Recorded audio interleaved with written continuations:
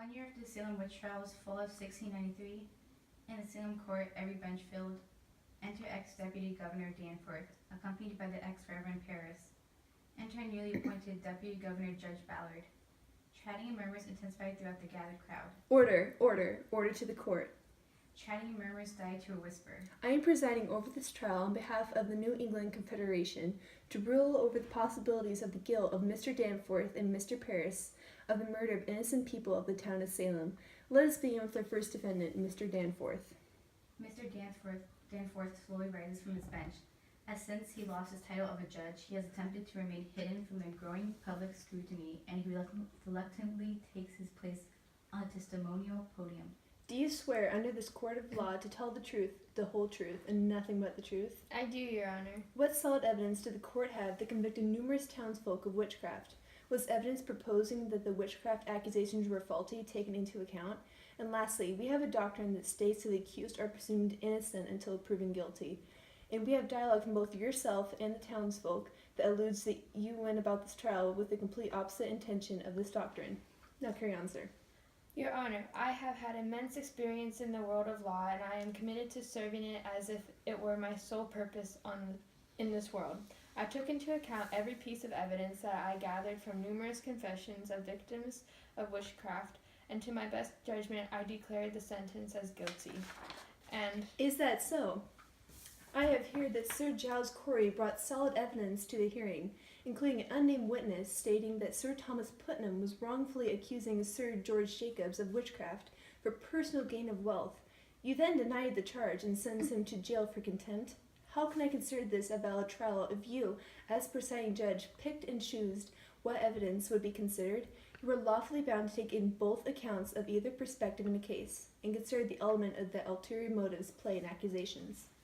Your Honor, that was why I attended a hearing when Giles Corey came to my court. I was prepared to listen to all evidence presented to me.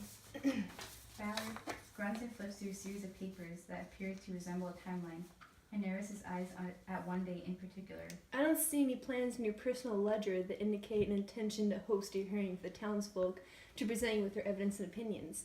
Rather, you remove Sir Giles for having evidence for the court, and you were quoted saying, remove this man, Marshal, as Giles, who claimed to have evidence for the court, was yelling, I have evidence, why wouldn't I hear my evidence?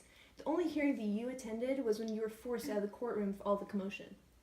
Now, Your Honor, the witch trials was a chaotic frenzy of accusations flooding all over my courtroom. I was doing my best in my ability to ensure that justice was served as God allowed, and I had not had time to personally write down my intention to a public hearing. My last question to you is, when an accused citizen of Salem was being tried in court, how did you go about finding them guilty or innocent? Danforth licks his lips and rolls his tongue over his teeth nervously. Your Honor, before I answer this question, you need to understand the culture and belief system of these people. The accusers know that if they lie false claims to the court, they can already count on burning in hell for eternity, and that fact alone gave me a certain confidence in the accuser's accusations. So you admit to condemning the accused of witchcraft before the trial began? I am appalled by what I am being accused of. I am a judge. It is my sole duty to search out the innocent and guilty in a trial. But I have numerous accounts that when the accused were presented to you, you told them to confess or be sentenced to death by hanging. Were you not assuming their guilt there? I have a direct quote from Mr. Hill that Mr. Hill gifted me when you condemned Proctor as a wizard. He says, will you confess yourself befouled with hell, or do you keep that black allegiance yet? What say you? John Proctor would not have been sentenced to hanging if it had not been reassured of his guilt. Ballard, emotionally drained, he slowly pulls out more papers and clears his throat. Mr. Paris, please take the stand.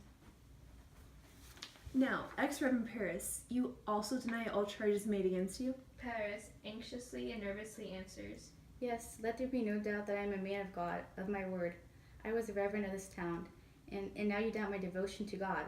Well, we have evidence to support otherwise. You do not uphold justice and do your duty as reverend of the town. Be silent, Mr. Paris, and listen to the evidence being brought forth. Susanna Walcott, daughter of Dr. Griggs, stated that before Abigail and Betty confessed to you, confess you had admittedly said there be no unnatural cause present in the condition of Betty? I had no reason to believe there'd be witchery. When Betty tried to throw herself out the window, I then knew something unusual was going on. But in the midst of the trials you hath lied once again. You denied ever seeing Abigail and the other girls dancing in the woods. Procter and Hale had supported that you confessed to discovering them dancing naked.